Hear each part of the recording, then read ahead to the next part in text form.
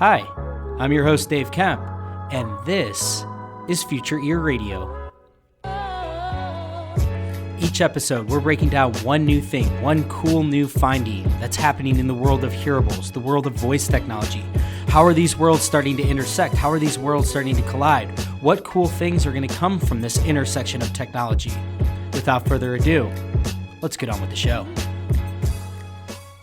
All right, so we are joined here today by Bradley Metrock. Bradley, tell us a little bit about who you are and what you do. Dave, thank you for having me. And we're here live in person in St. Louis. It's an honor. So my name is Bradley Metrock. I'm CEO of a company called Project Voice. We do a number of things that put us sort of in the center of, somewhere toward the center of the conversation on voice technology and conversational AI. There's three parts to our business. The first one is what we call the Project Voice Advisory Group, which works with mid-sized to large companies, often Fortune 1000 companies that are looking to integrate voice and AI, conversational AI in some way into their business, whether it's operational, whether it's marketing, whatever. The second is what we call Project Voice Catalyst, which is a consulting arm for companies born native to voice and AI that need more customers, that need more partners of some sort, that are looking to raise VC money or investor money. We help them do all that and accelerate their business. And then the third part is what we call the Project Voice Media Group, which encompasses everything we do from a content standpoint, Voice First FM and all the podcasts, This Week in Voice VIP, our newsletter, the Project Voice series of events, which are a series of virtual and now coming back, some will be physical once again later this year. So between all of that, we keep our eye on the space pretty close. Yeah, that's awesome. I'm so glad that you were able to join me today. I know this is part of your tour, and that's what I ultimately wanted to talk about was, really kind of like hear from you about this magical mystery tour that you've been on, hitting. I think you've now hit 25 cities. I think St. Louis is your 25th. So I've known you for a while. I think that we first met when we were at when it was the Alexa conference back in the Chattanooga Public Library. And I think that we've both just kind of played witness to this space really maturing and evolving in a lot of ways. And then bam, we get hit with the pandemic. And I think this is just going to be a really interesting conversation to hear from you, kind of like what's going on in all these different groups that you're meeting with across the country. And, kind of at the tail end of what I think to be the tail end of the pandemic. And how are people thinking about the way that this is all changing? Like what's going to be the role that voice plays, coming out of the pandemic? I just think that we're at a really interesting point where I think everybody's been very introspective this past year, re-examining, what makes sense for our business, what makes sense for the types of things that we want to build, using voice technology. And so I have, the list of cities pulled up here. So you started in January 11th, it looks like. You started out in California, so you hit San Jose, San Francisco, LA, and then you went down to Phoenix. So that was leg one. So why don't we just start there? Tell me about the very beginning of this, and maybe even before, what was the genesis of why you decided, all right, I'm hitting the road at a time when a lot of people were thinking like, I'm doing the exact opposite. I'm going to continue to stay indoors and, just bunker down.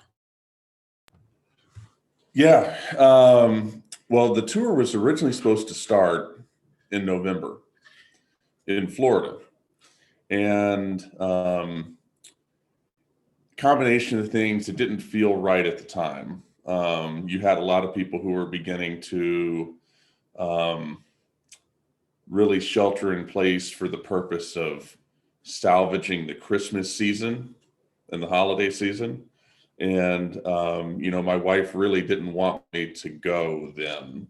And so I delayed it. And I applaud Cerence. Cerence has been the presenting sponsor of the whole tour. They've been fantastic to deal with. I celebrate them every chance I get because, first of all, it's bold to come join me on this thing, which they did, and they've been super flexible and just a joy to work with. So yeah, so the tour didn't start in November, and it did start in January, and it started with California.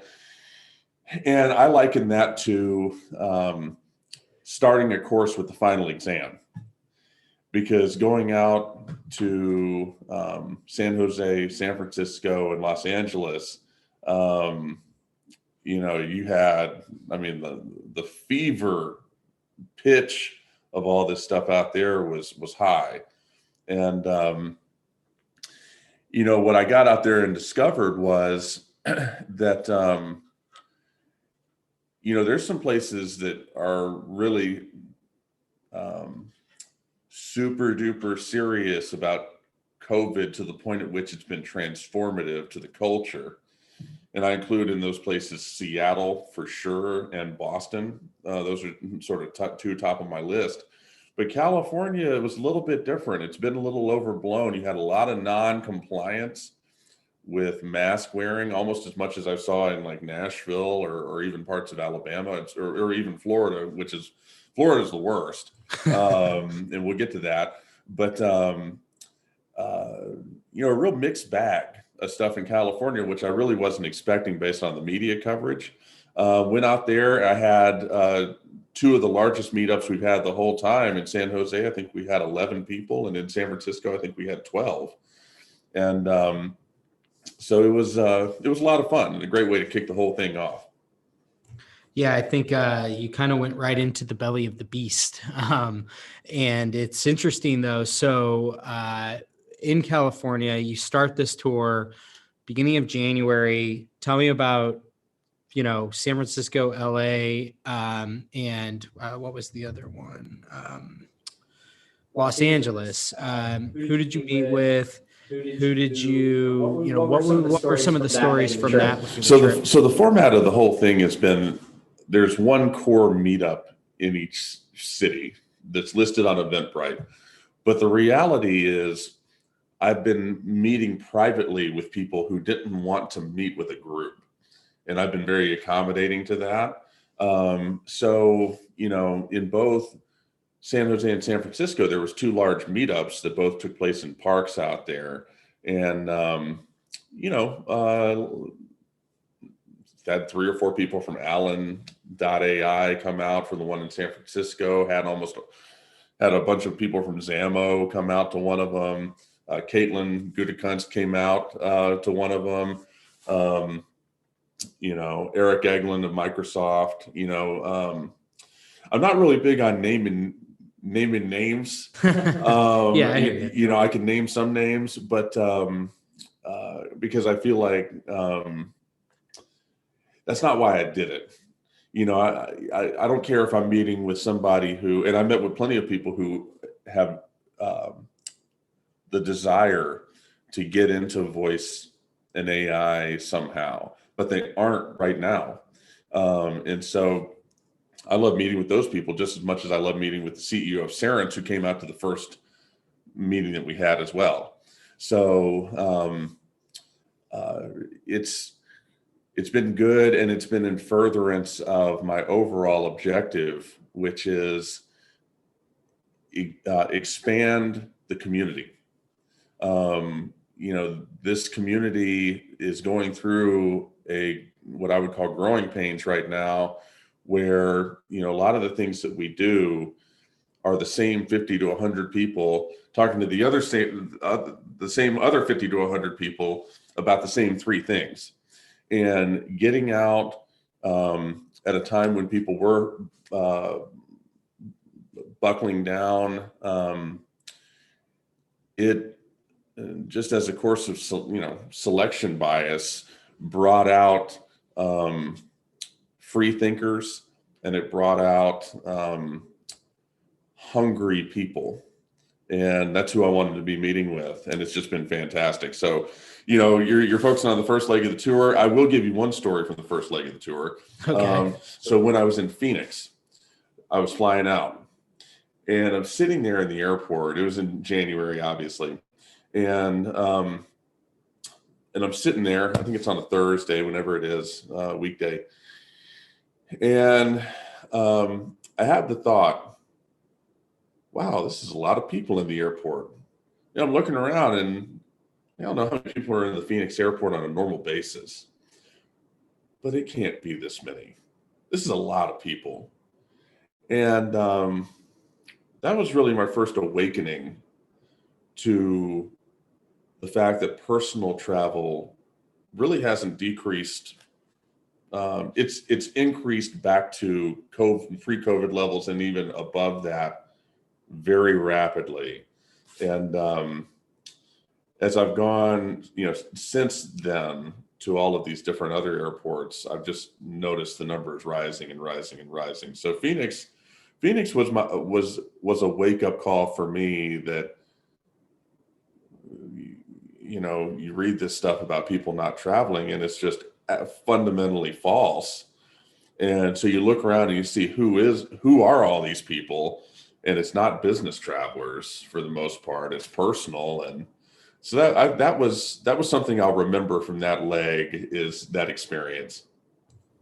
Yeah, I mean, I think like this whole idea that you're traveling in this time is, I think, just really interesting, because it will be one of those things that you'll look back on as just such a unique period of time and such a unique experience.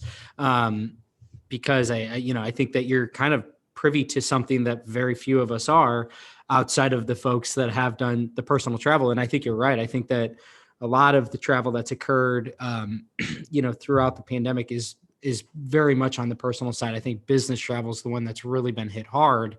And I don't know if that's going to come back. I mean, I think that it will to a degree. And maybe this is a good time to talk a little bit about, your viewpoint on in-person events. Like, that's clearly that's your business. I know that, as you described at the beginning, you have these sort of peripheral businesses as well. And it sounds like, the consulting business is really picking up steam. But I'm curious, like, do you think that conferences, for example, do they come back the same?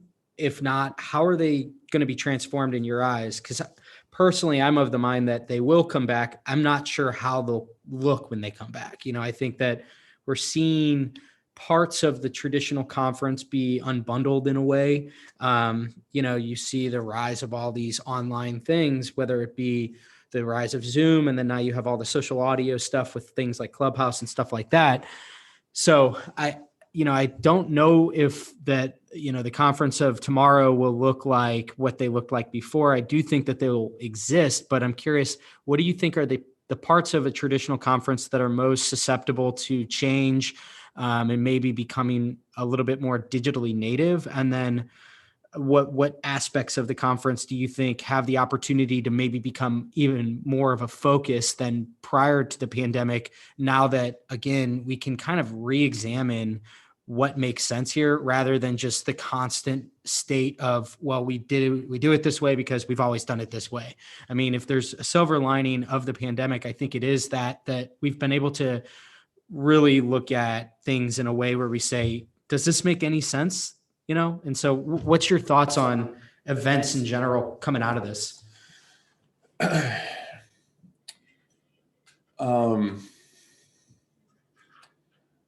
I think there's a short-term answer to that and then a long-term answer to that. The long-term answer to that, I've never been more certain events are going to come back exactly the way they were. Okay. I think that, but the question is how long?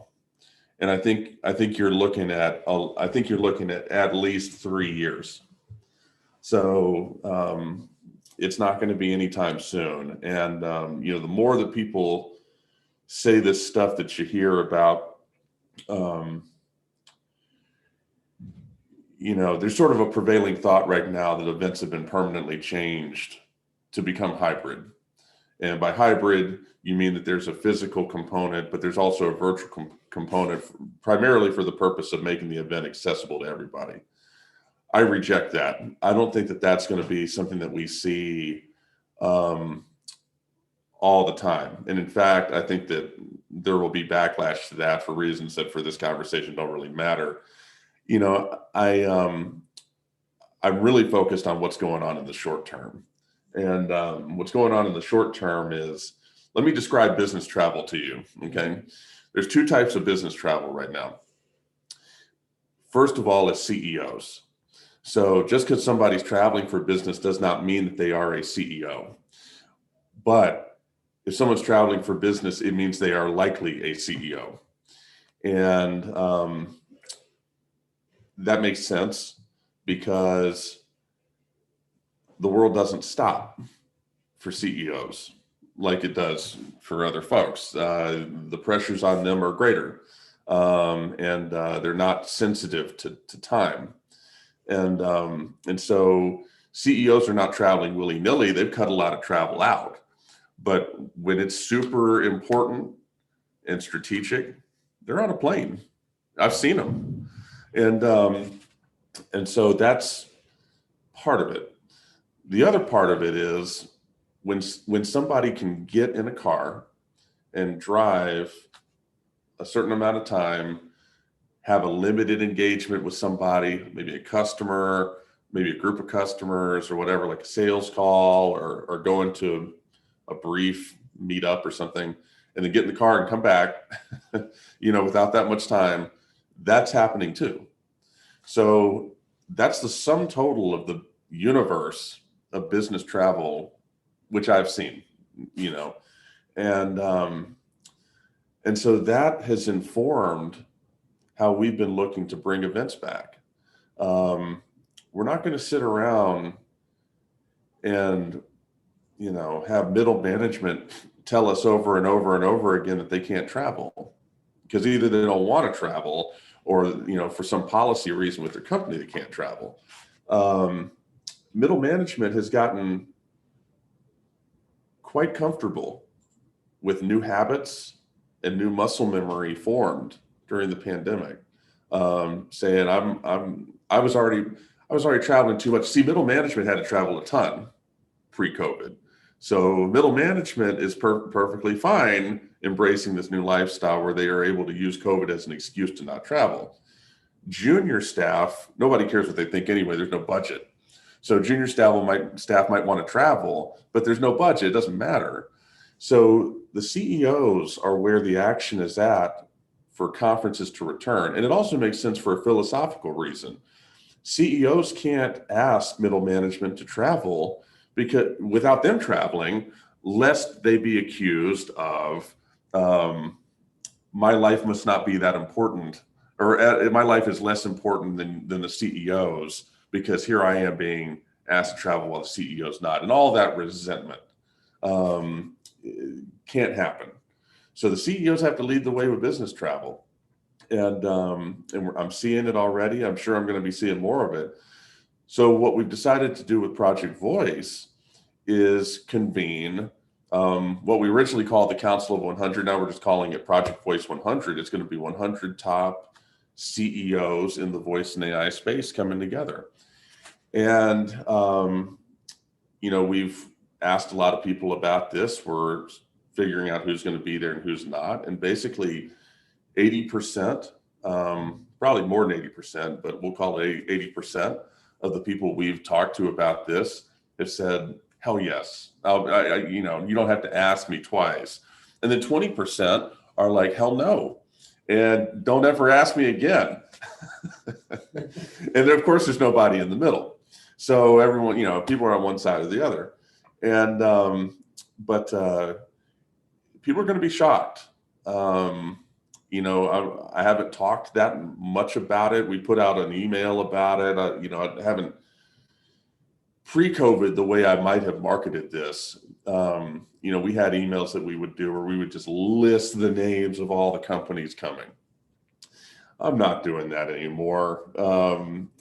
These CEOs, they're coming. I'm not going to violate their trust. If you're there, you'll see who's there. And I'm sure there'll be a picture of it. But now we're touching on something else, which is that with events, the concept of event marketing is temporarily non-existent. if we were to market, who are you, first of all, who are you marketing to? Like mainstream marketing channels for events are not going to hit your CEOs. They're instead going to hit middle management, which is just going to be angry that you're daring to do something. And so you're going to catch all the wrong people. So the concept of event marketing is gone. And it's just, if you want to do something in person, that capability exists to thread the needle, but those are private conversations you're having. And then the final point I want to make on this is that, these are just observations. I didn't create this scenario. The unfortunate truth about this is that one thing that we always like to do, we had a lot of volunteers that we would let come to events for free. And those people have come, in many situations, have grown to be great friends, and people that we have partnered with on things down the road. And you can't do that anymore, right? At least right now. You would give free passes to this group and that group, and support them in different ways, and you can't do that either. And why can you not do that? The reason you can't do that is because I've already established that it's the CEOs traveling. And first of all, CEOs want to deal with people at that same elite level. But also, any additional person that you bring in the door right now is a health risk to everybody else. So the economics and the dynamics of in-person events are going to be really out of whack while over this next 2 to 3 year period. And there's nothing that can be done about it. It just, what it really means is that when you see people who are in need, you need to help them where you can, because they're not going to have access to some of the things they might have had access to before. But it also means when you can do something hybrid, go ahead and do it, and which is what we're doing with Project Voice Worldwide, and some other things that we're doing. I hate virtual events now. I can't stand them. I don't want to do them anymore, but we're going to do it. We're going to suck it up and do it anyway, because that's the only exposure some people will have to the community over the next probably 24 to 36 months. That's interesting. I mean, obviously, you would know better than anyone based on a lot of the conversations that you're having with, like you said, these CEOs. And I think you make a valid point about, kind of the justification as to why, whether it be from a public health standpoint, or if it's, just the internal operations in the workings of these companies. I do think that there's going to be a period here that will be this weird limbo. How do you bring people together in a way? And I think you're right. I think it's probably going to be something where it will be in flux, and then, hopefully we'll have a return to normalcy, as it pertains to events at a certain point. So I guess it's a waiting game until then. But I do think that this is, it's cool what you're doing now, though, with this tour, because I think it still gives people an opportunity to get together. And part of the way I'm thinking about this is like, is this going to be something where it's a return to that really sort of micro level community, and looking at who are the people in my area that are like-minded, and that I can, work together with and collaborate with, and having, that sense of hyper localness, like as Brian would say, Yeah. And so that's interesting to think about. So going back to your tour here, you went Cali and Arizona, and then you bounced down to Florida the next week. I think this is so funny because the week after that, then you went up to the Pacific Northwest. So Florida, you go California to Florida, that had to have been as stark of a difference. So curious stories from that. What was that period like? And also, if you want to just kind of weave in, like, I know that you had mentioned your consultancy business has really started to generate some momentum, throughout this. So, I'm really curious to hear about, without naming names or anything like that, what have been some of these aha moments for the people's in the groups that you're working with, that maybe the pandemic has triggered a different way of thinking, different opportunity sets? Are you seeing that at scale right now of, whether it be like contactlessness and, okay, we're going to refocus our efforts here. Just curious to hear about the mindset shift that you've maybe encountered as it relates to how the various companies, developers, individuals that are operating in this space are sort of now thinking about things during the pandemic and then as we exit the pandemic.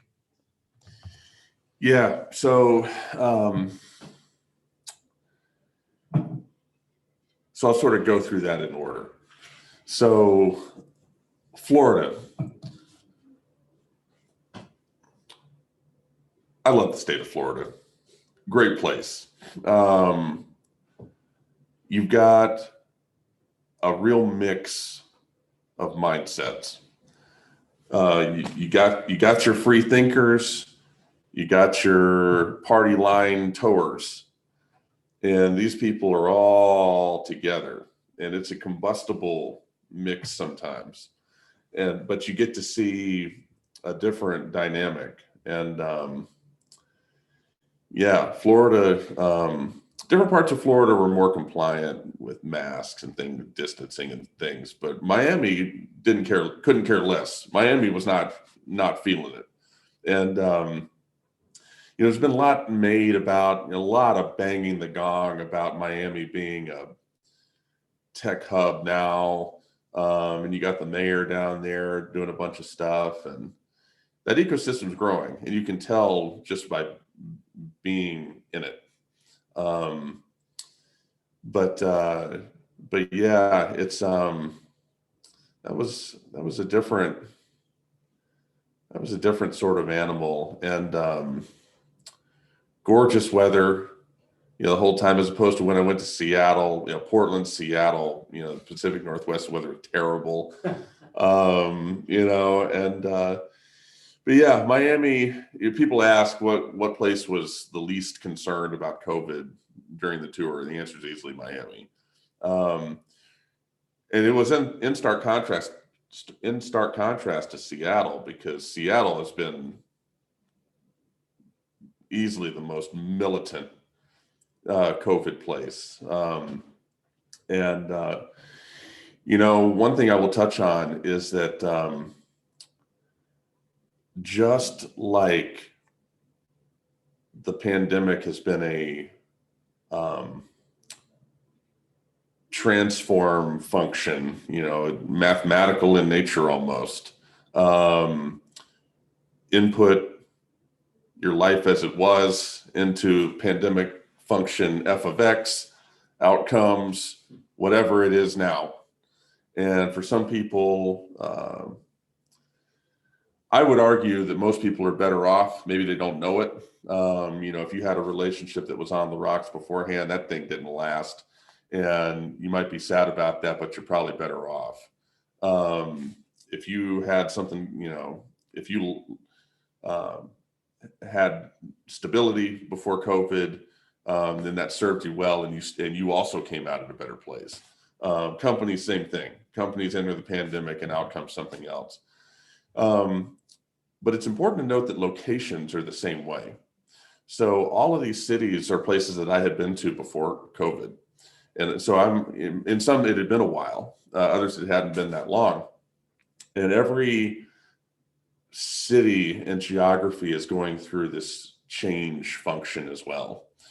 Miami's totally different group of people, still the same sort of ethos because it sort of attracted the same type of folks. But a place like Seattle is fundamentally changed and very different. Portland, very different, and both demonstrably less safe. And that's not a political statement. That's just an absolute fact. You don't believe me? Go there. New York, same thing. Newark is easily the most unsafe place I've ever been in my whole life. And I've never used drugs my entire life. Never used drugs at all. And I've been I saw more drug use in Newark Penn Station than I have ever seen. I'm talking about just the whole complex.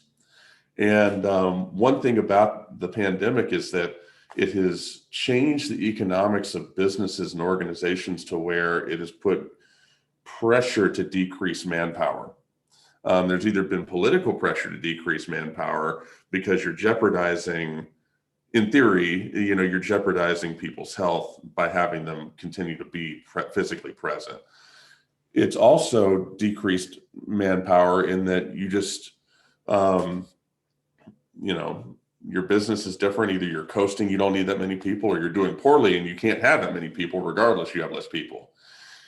When you go to airports, you go to the train station, you go to car rental places, you go to Greyhound stations, all these places I've been, there's one thing in common: less people. And so security is a problem. There's opportunities for criminals. And I've seen it over and over and over again. As I walked out of the train station into downtown New York City, I exited at the Penn Station subway exit, which is right next to Madison Square Garden. I've been there before. It's typically a secure place. And so I get to the top of the escalator, and up immediately walks this real shady looking dude. And he says, "Come get in my cab." It's exactly what he said. He said, "Come get in my cab." I'm like, "No." And he's like, "I'll take you anywhere you want to go." And I said, "I got to go down the street. No thanks." I just walked away from him. And, in situations like that, I think about my wife. You could never put a woman in those sorts of situations. Unless you just wanted to jeopardize their safety. And so to go back to the tour, it's important to note that, places have changed, and you gotta, I don't mean to sound, I guess I mean to sound alarmist about it. You really have to do your homework because safety is at a premium. And I think there's a parallel for that with events. I think that events, we're going to need to have more security than maybe we have before, and we're planning on it. I think as we shift out of this current chapter, see, people think it's over. They think that we've gotten vaccinated, and you either trust the science of the vaccines or you buy into it, or whatever your opinion of the vaccine is, it really is irrelevant. The caseload is coming down. Less people obviously dying, less hospitalizations, all of this great stuff that signals, in all likelihood, hopefully, end of all this. But the problem is, it's not the end of the story. It's just the end of the chapter. And the next chapter may be worse. And we're going to be dealing with economic repercussions, socio-political repercussions.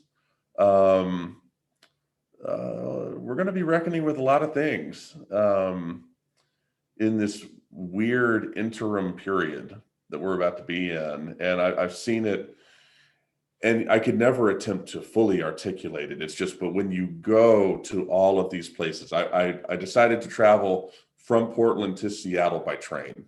Because one thing I wanted to do on this tour is take different modes of transportation. I've done that my whole life. I've flown on a private jet. I've taken Megabus with that whack-looking pig on the side of the bus for $6. Yeah. Okay, I've done it all. So I'm not a travel snob. And so when I was in Portland, I decided to take the Amtrak to Seattle. So right off the bat, I take an Uber from my hotel to the Portland train station. Now, I've traveled on enough trains to know that even pre-COVID, you take a train, if you have two trains going from point A to point B, and one train is traveling early in the morning and the other train is traveling in the afternoon. The people that are going to be on those trains are very different, and you can just fill in the rest of it. I get there in the morning and to take a train, and I have never seen so many tents in my life around the train station. Okay, so people are just suffering. And you walk around and people are not asleep. Like, you got people out walking who are around, and this is like 6 a.m. in the morning at sunrise. No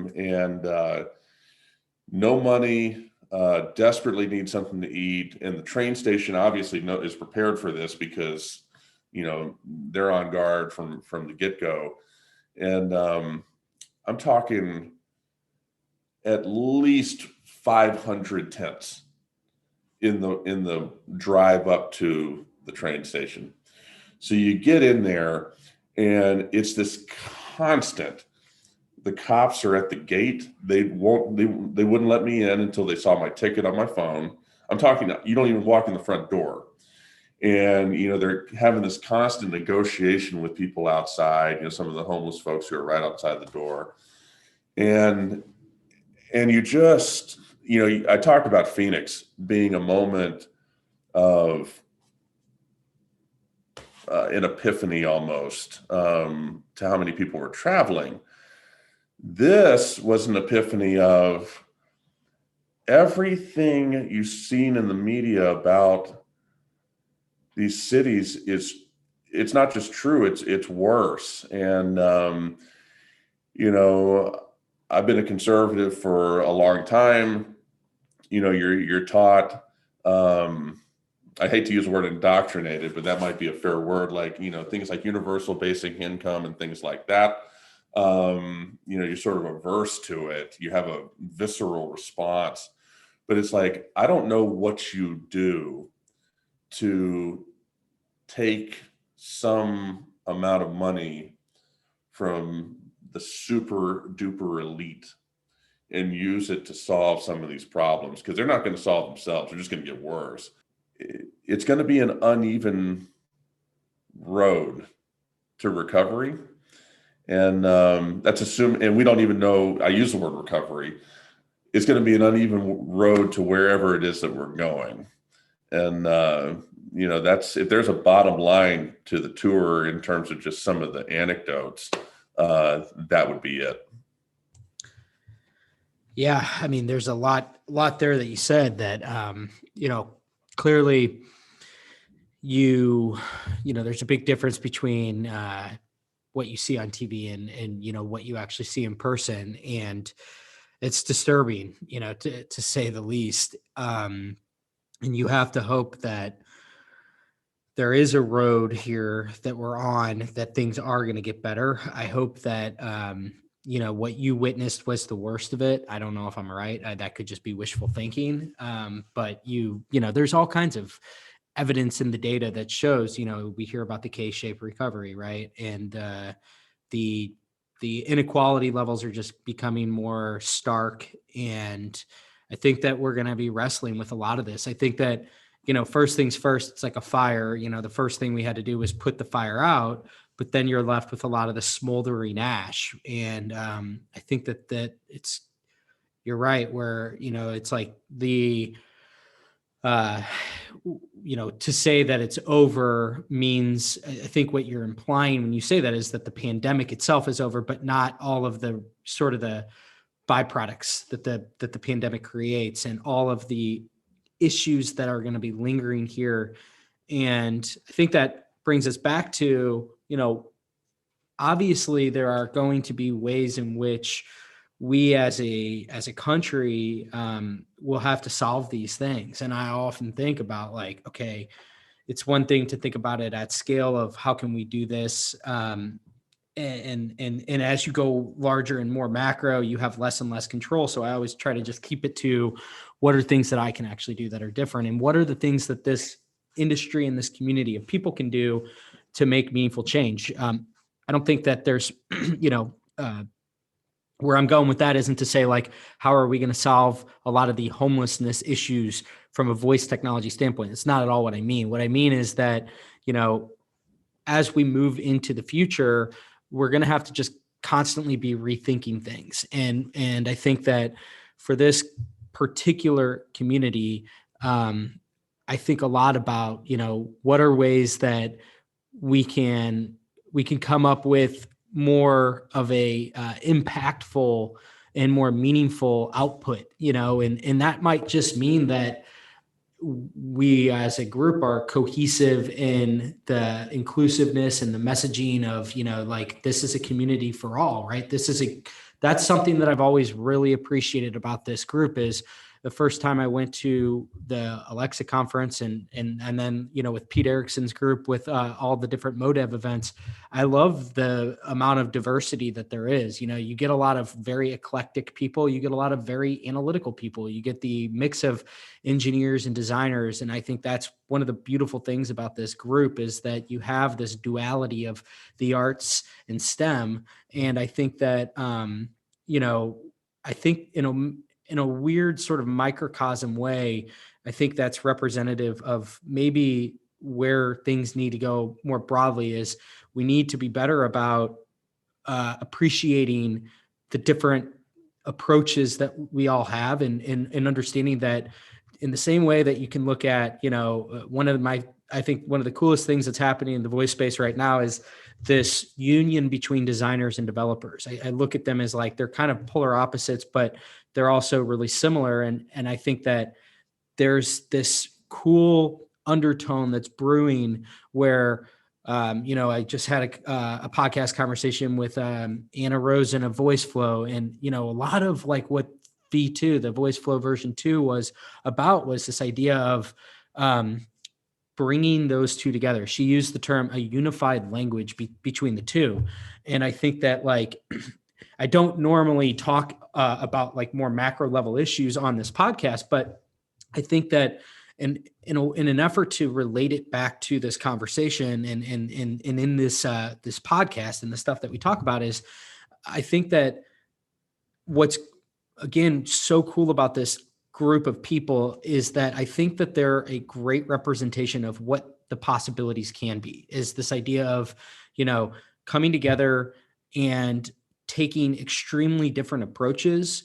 And you can apply that to lots of different things in the way that the world works in our bipartisan system, for example, where rather than it be the engineer saying it's going to be this way or the designer saying it's going to be this way, the best outputs are going to be things that are a marriage of the two. It's going to be a blend of the two. And so for me, I look at a lot of this stuff that's going on in the world today and in the country, and I see that the first thing that I think we need to do is there needs to be more of a bridge that's made. You know, I'm tired of seeing things that are just burning bridges down and the divisiveness between the two. And, you know, I hope that what we're going to see across this decade in the 2020s is that I really think that we have so much potential. And I think that a lot of it will come down to, can we get on the same page? Yeah, well, and no, I completely agree, and I think one of the things that this group of people, the voice and AI community, will have a chance to impact will be education. So another theme of this tour has been in conversations I wasn't even expecting it to come up in. Education has come up during the conversation, and we got a real problem with education, and the problem is that people aren't receiving it. You know, these virtual Zoom classes, you know, it's been well documented at this point that the longer they go, typically beyond 1 to 2 months, you start to lose people permanently. One day they show up for Zoom class, the next day they don't. You never hear from them again. And so, you know, with voice, in Minneapolis, I met with DeLon Crosby of Say Kid, who's working on voice in education. And he's created this thing called Toybot. And it's a product. It's still early stages for it. But the idea is that, think Teddy Ruxpin, but with some AI. And where Teddy Ruxpin like teaches you a bunch of stuff. And it's targeted for ages 4 to 9. I think things like that are going to be critical.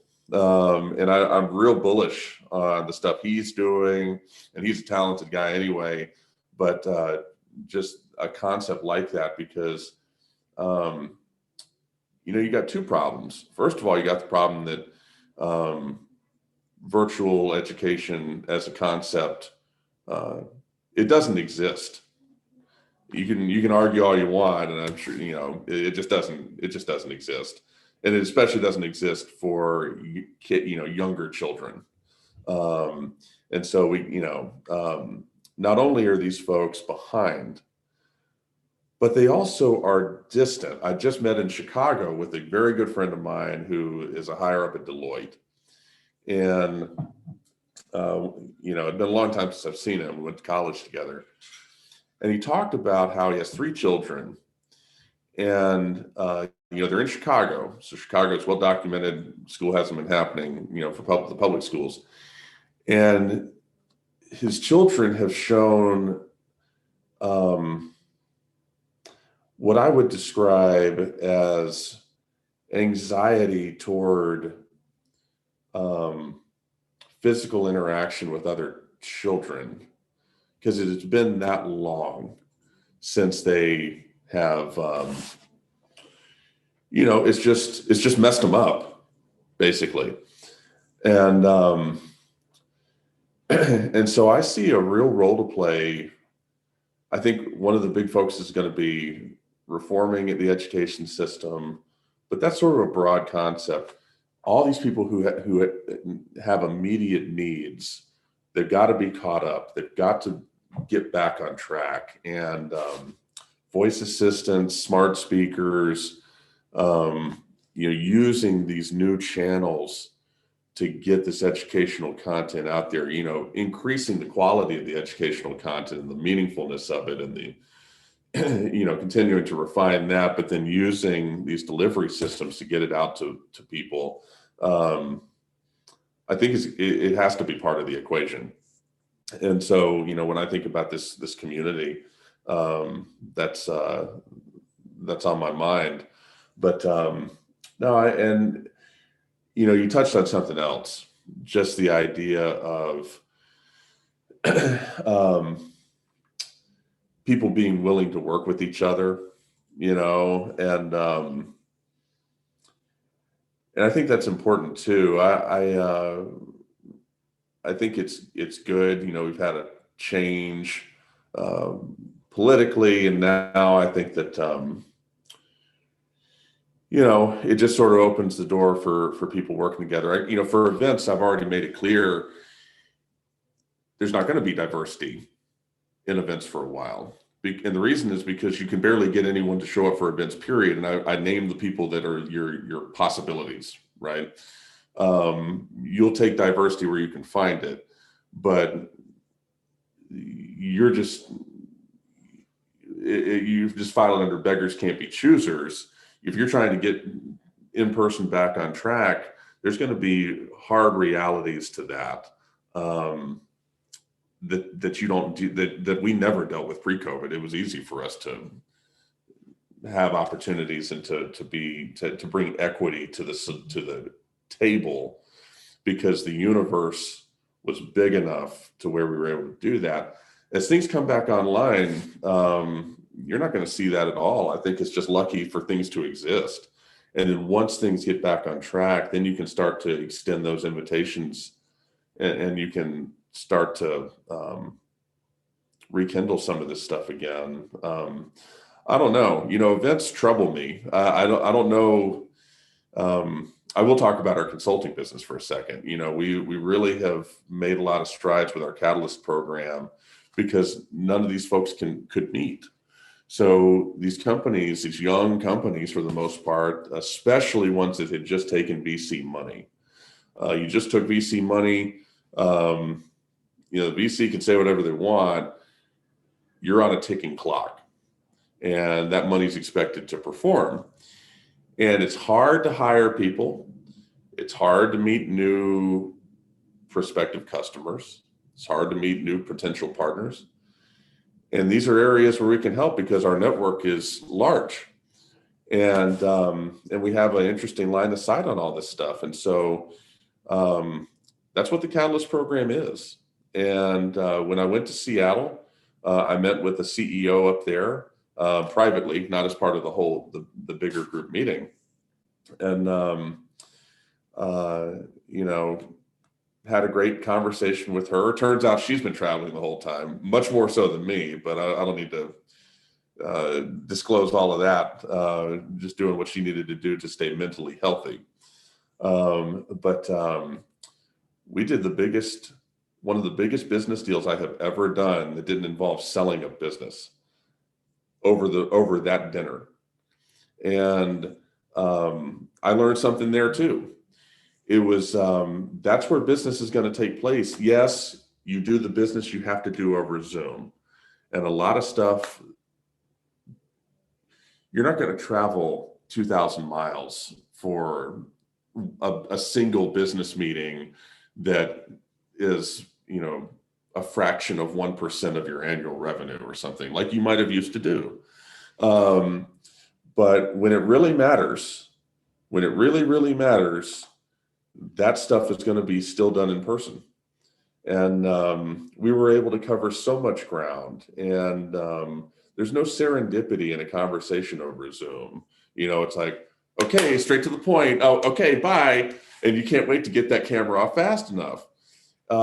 Where it's relaxed in person. And you're not cutting straight to the chase. You're talking about the kids, you're talking about the family, or you're talking about what you think about this thing in the news. And it all lends itself to the ultimate result of a business deal. And so, we've gone on to do other smaller deals along the way, but a huge deal in Seattle. And it made the whole trip worthwhile.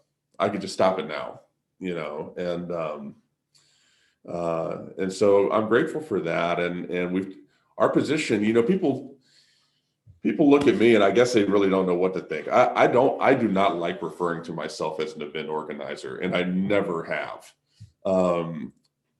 I don't want to be that. I like events. I fully understand the purpose they serve, but what we do is way beyond that.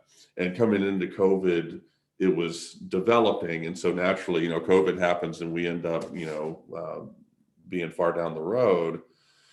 And we're a dot connector in this space. We're somebody, you get on speed dial when you got to make some shit happen. And that's the role we want to play. And we're fortunate that people view us that way and have given us a chance to be in that role, and that it's flourished because I enjoy it. People are like, well, when are you going to do the next thing? There is no next thing. I really like this space. I'm not going anywhere, and I'm going to rebuild events in whatever way they have to be rebuilt. And in the meantime, we're going to help businesses grow and cause success stories to happen. Well, I think that, something that stood out in my mind with what you just said is this idea of the more or less the premium on the in-person visit, right? And I tend to agree with you. And I think that I almost wonder, I think we overemphasized interpersonal travel. Just like you said, do you need to travel 2,000 miles for something that's not that meaningful to the bottom line of the company or something like that? And really, I think that's the argument for why Zoom's a good thing, is that it does allow for you to migrate a lot of that stuff that didn't warrant the in-person trip. But I think that you have to be able to balance that with the, in the same line of thought, you need to be able to understand that while an in-person meeting isn't necessary for everything, it's absolutely necessary for some things. And I think striking that right balance is going to be key. And again, it goes back to what I was saying before, which is like one of the benefits, I guess, if you can call it that, of the pandemic is I think it's forcing this re-examination of why am I traveling 2,000 miles for something that I don't need to do that for? And I think that what that ultimately might lead to is part of the path forward toward in-person meetings, in-person events, is that a recalibration of this is actually something that I do need to go and attend, rather than traveling. Me personally, right before the pandemic, I think in 2019, I think I went to like 27 different events, like just trade shows in my industry, some of the voice stuff, different conferences that I was speaking at. And a lot of it was redundant. And I look at it now and I'm like, wow, I'm really glad that I'm able to kind of re-examine things. But that said, there's like 5 of those 27 where I'm like, there's absolutely no way that you can replicate that. And the attempts to replicate them online have been horrible. And so I think it plays into this like overarching theme, which is, it's like just the re-examining of everything. And I think that what's kind of cause for optimism is that I think that it's given everybody a chance to reprioritize everything in a way where you do really look at something like this dinner meeting that you had and you recognize what a premium there is on that and how almost impossible it is. And I think that pre-pandemic, we were way too over-indexed on in-person events in a way that it sort of, you lost the forest from the trees. You didn't realize that the times in which you should have been meeting with people in person, we almost needed to appreciate the times where it was warranted and the times that it was not. And so I do think from that standpoint, maybe that will be part of the incentive to get people back to traveling and be open to the face-to-face aspect again, is just the realization that rather than 27 different things that I need to travel for, there's 5, but those 5 I absolutely need to be there for. Yeah. And, they made a movie about this. Was it Up in the Air with Clooney? About, I've known when that movie came out, I immediately thought of a guy I worked with. I had 2 bosses at my first job out of business school. And one was this super corrupt guy. And then another one was this great guy who I'm still good friends with. And this super corrupt dude, terrible personal life, just you wouldn't want to emulate this guy in any way. He was up in the air guy. He would travel 50 weeks a year. And he just lived this fantasy life where, whatever obligations that a normal person might have at home, he either didn't have them or ignored them and just lived life willy-nilly out on the road for most of the year. And it's been fascinating to me to see that with the pandemic, that stopped. So you sort of have to come to terms with what is at home. And some people have had trouble with that. And I think that that's just been interesting. I've just been fascinated to see that play out. But you're right. You're only going to events when you really, really, really need to. And I think people who are thinking about events, you have to think critically in terms of what, as you said, what can't be replicated virtually. Here's what can't be replicated virtually: 100 CEOs gathering together. You can try. You can't do it. If you can, you're a miracle worker. And even if you manage to do it, it still wouldn't obviously be the same. And that's what's going to make Project Voice in person really, I think the right word is a seminal event. Now, I've pissed some people off. I immediately stopped selling passes and declared them sold out. So you can't buy them anymore.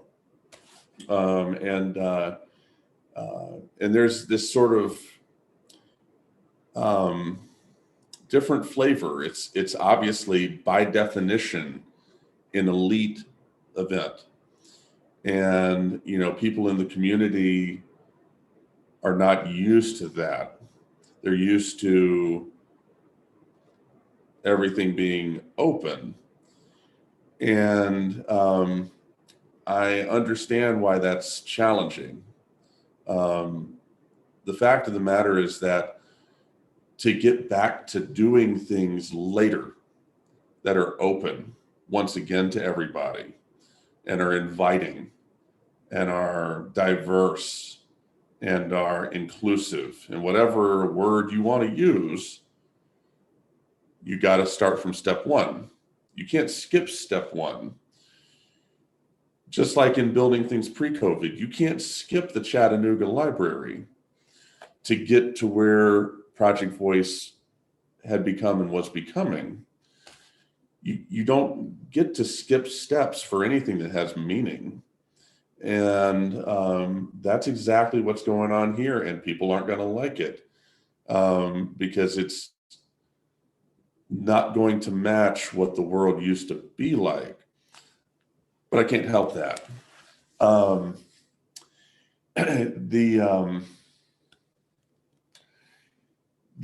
thing that I do like about virtual events is that they allow people to come together in low stress, low risk ways. We've gotten to the point now with virtual events we do. I'm going to put the program together. I'm going to do it as quickly as I possibly can because I don't want to think about it. I'm not going to spend a long time. I'm going to be right in front of my background that I'm in front of for every single thing we do. And I'm going to use Zoom. I'm not going to do even one iota of research on more advanced ways to do virtual events because people don't want it. I can tell you that, and I think as physical events come back, it'll help virtual. I got a whole theory on that. But there's just not as much at risk. People are forgiving of things in those environments now, and they're empathetic with event organizers, to use that word, in a way that was never the case before. If you roll into an event pre-COVID and something was wrong, or I think about our community has had some virtual events that did not go very well. And as the pandemic went along, people became more accepting of snafus or things that would happen. I think all of that is a real positive development.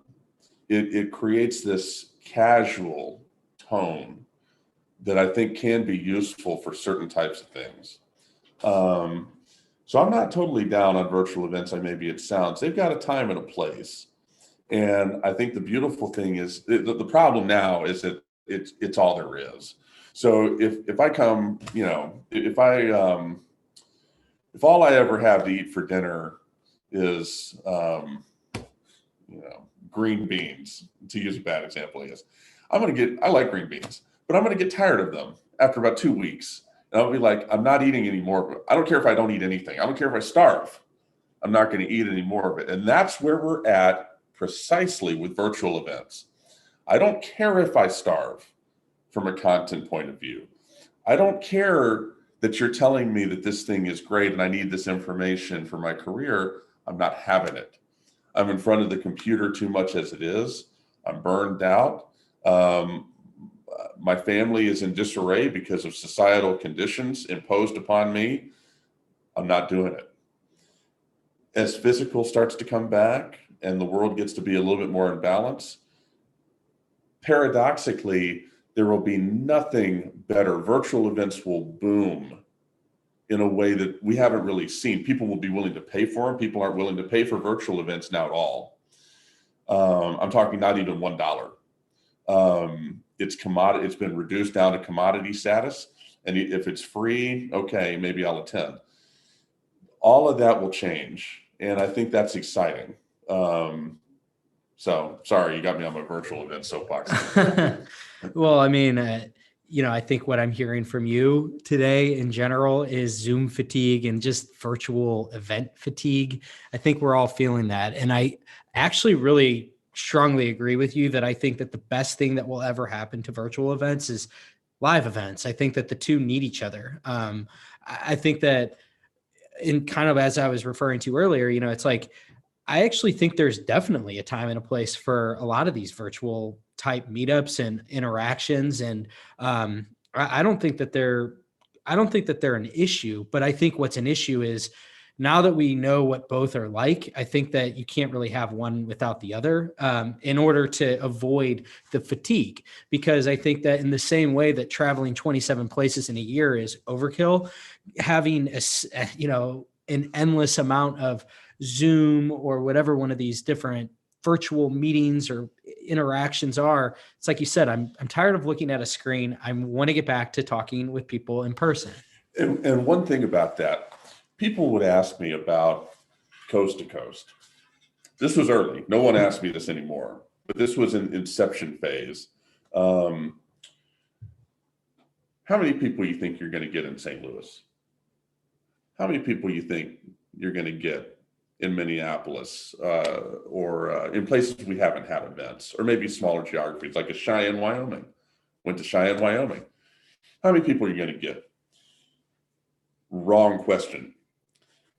That is an old world pre-COVID question. And I'm dealing with the same thing with marketers who want to talk about numbers of people coming to virtual events like it matters. And that it's really why I've migrated away from virtual events. If I had met with one person on this entire coast to coast tour, I go to 35 cities. I meet with 0 people at 34 of them, and I meet with one person in one of them. That right there is better than the sum total of most 99.999% of what's going on with virtual events. And why? Here's why.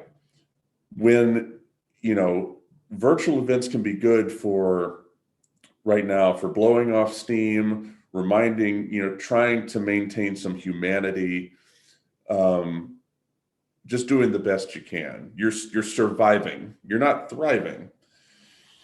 You're not forming a deep connection with anybody. The first in-person meeting you have, again and again and again and again and again on this tour, I have met with people who have told me the same thing. You are the first person that I've met with that has not been my family. And it doesn't matter what else is even said. They're not going to forget that. You know what I mean? So automatically, from a business point of view, you have established a meaningful, deeply connection. And I love it. So when I go to, went to Cheyenne, Wyoming, I'll just use that as an example. Met with a woman out there named Judy Fossum.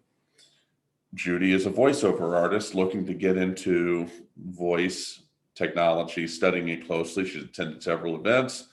How can she leverage her skill set and her experience within this new emerging frontier? And had a great conversation with her, have helped her, made some connections for her. See, this is another thing about the Coast to Coast Tour, and I haven't really promoted this at all. People who register, I have my loyalty in terms of I reach out to them and I don't let them go even if they don't show up. Because what happens inevitably, anybody can be bold having a moment of internet boldness where I'm going to sign up for this thing and I'm going to go and I'm on the computer and I can make that decision with no impact.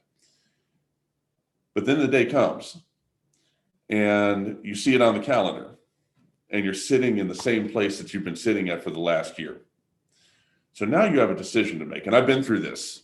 So I speak from experience about what I call the moment of truth. Your ass has been sitting in the chair for the last 12 months. Okay. The imprint is there. Like your signature is well established in your physical domain.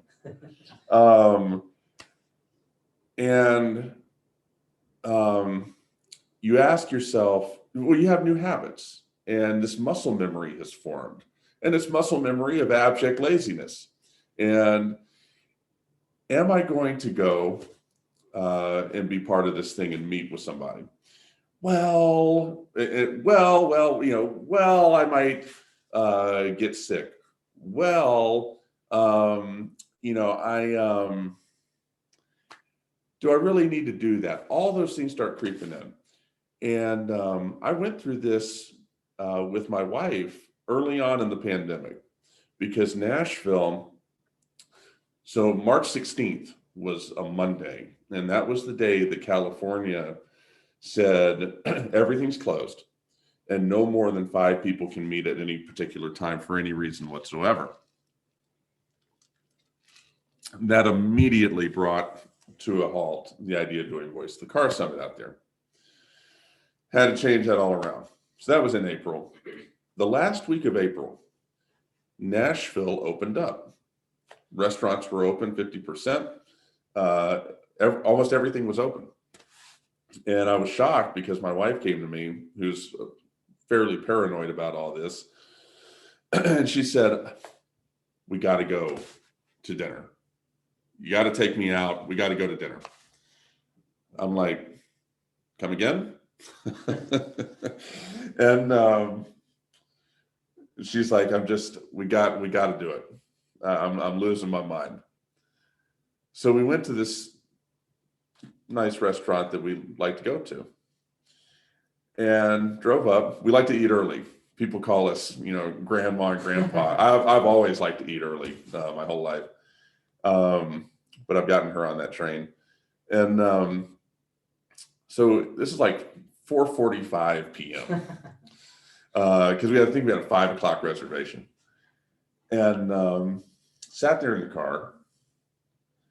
And we both looked at each other and said, are we really going to do this? It had been a month at that point of not doing anything. Forgot what it was like. Had no idea what was waiting in the restaurant. No clue. Could have been compliant, could have not been compliant. Have no idea. Are we really going to do this? And she was like, yeah, I don't know. You want to just go back home? I said, no. We're going to go do this. You wanted to do this. We're going to go do this. She's like, all right. So we go in there and we don't even set foot in there. Standing in the doorway is the general manager.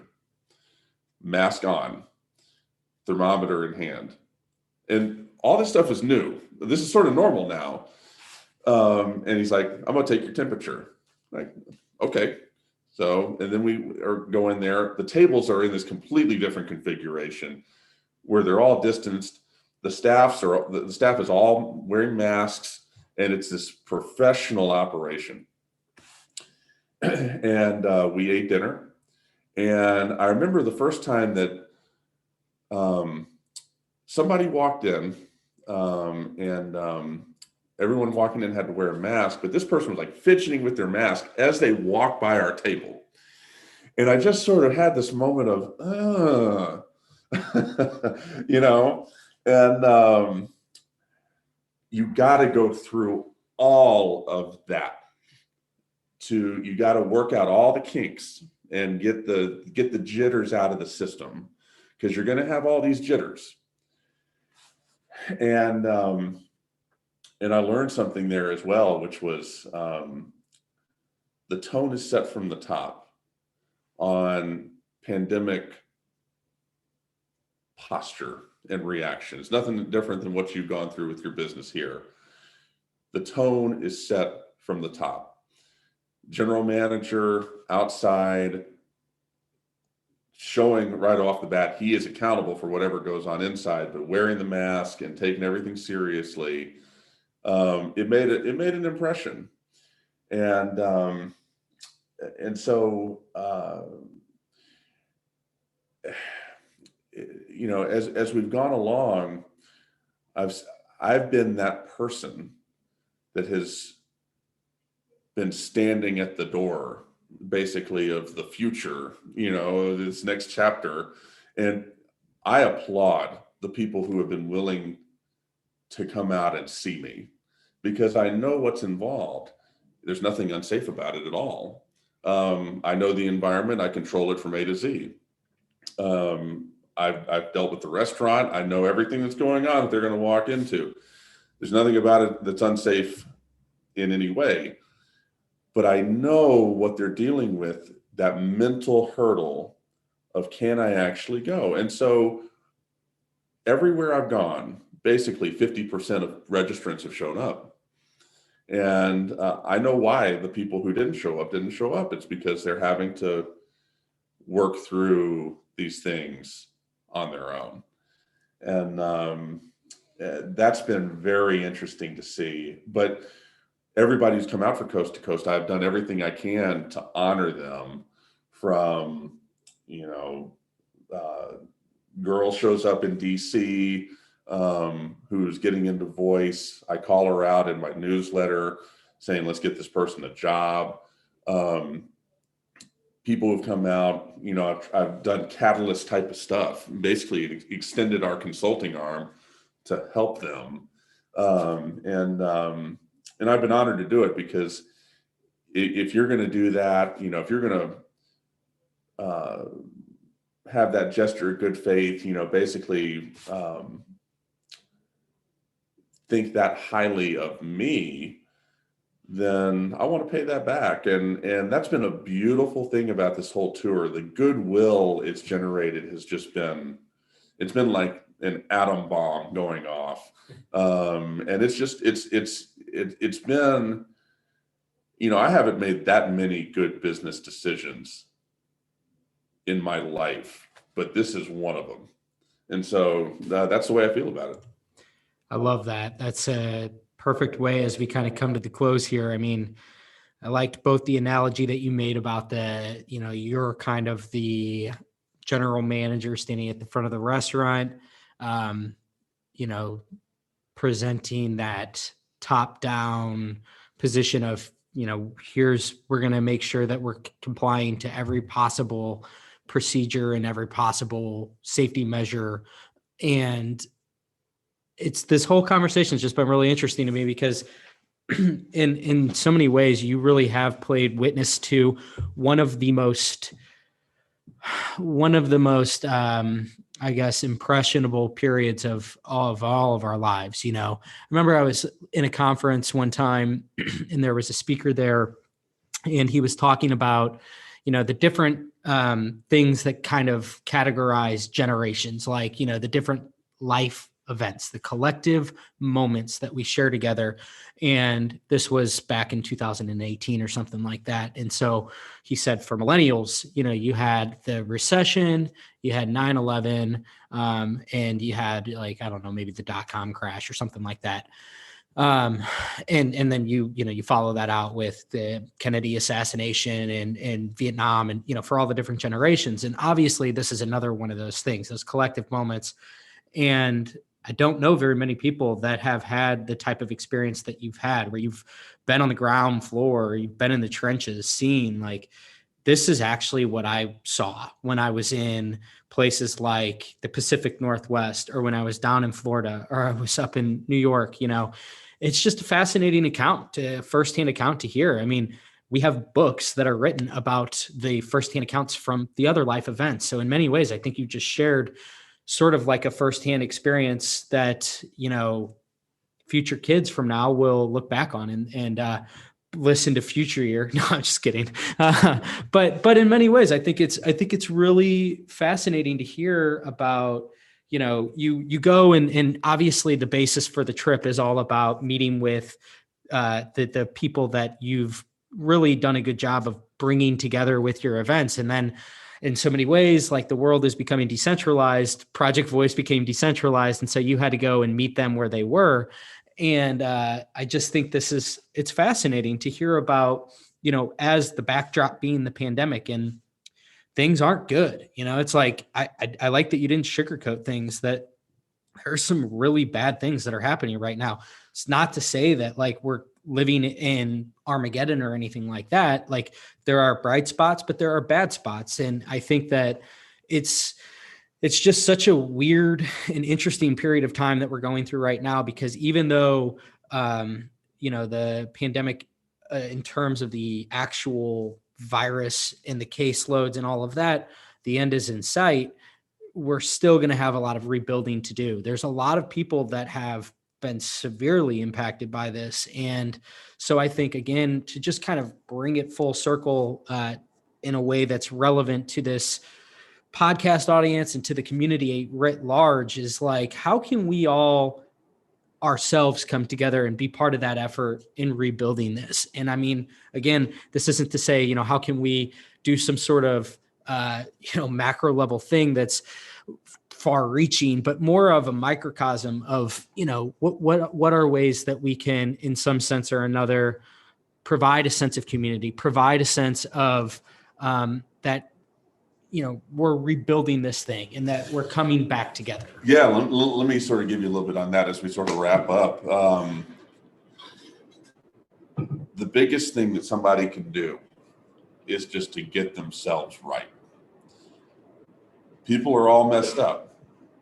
And if you're struggling with mental health, if you're depressed, if you have a relationship issue of some sort that's dominating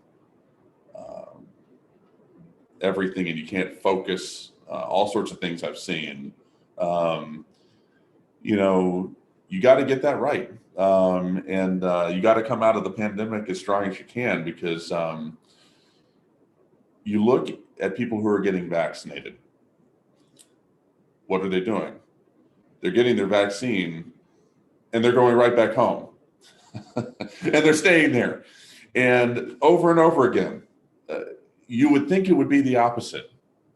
If you were an alien landing on Earth and you didn't know anything about anything, you would never assume that somebody would live life in relative isolation for 9 months,